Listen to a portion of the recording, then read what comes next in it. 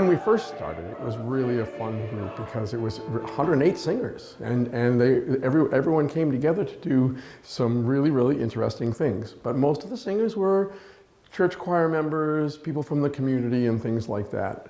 But over the years, what really has changed the most significantly is just simply the fact that now we attract voice teachers, music teachers, people with music degrees, people with years and years and years of choral experience.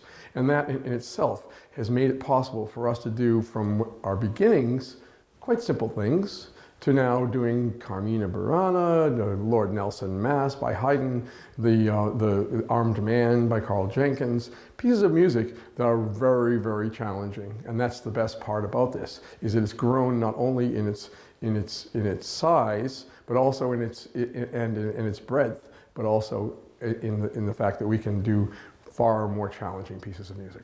I was in on the ground floor, and it's been an amazing journey these last 20 years. We've had such great musical opportunities. For people who love to sing choral music, it's been a fantastic experience. And something I think that the Plymouth area really deserves. And I don't think that it ever could have come into being if it had not been for the fact that we had so many talented people and dedicated people who were willing to work very hard to make this happen.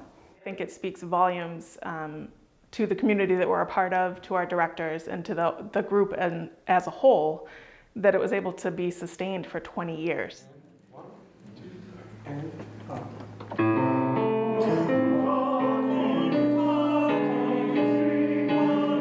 Singing has been part of the human existence ever since there were humans.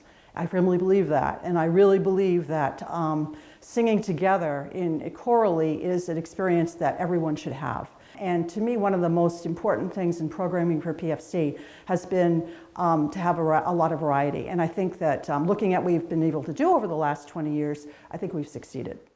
Well, the Mozart Requiem is probably the most popular piece of music in the choral repertoire. Mozart Requiem is not for the faint of heart because it's a very difficult piece. If we had decided to do Mozart Requiem 10, even maybe 15 years ago, I don't think we could have done the same good job that we're going to be doing now. We have a very strong chorus vocally, and I think the performance is going to be amazing. And pairing it up with a very different contemporary work by Jerry Noble is going to be, it's going to make for a really good concert, I think.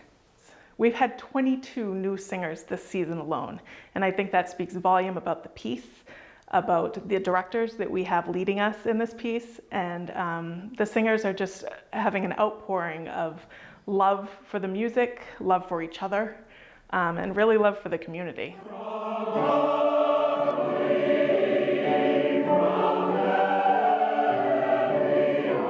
We're doing something great this year with our collaboration with the Scituate High School students, bringing it to a new part of the South Shore that maybe hasn't had the chance to see us in the past. One of our performances will be by us alone on April 27th, and the other performance will be on April 28th at the Scituate Center for the Performing Arts, where I happen to serve as the house manager and also the choral director for the Scituate Public Schools.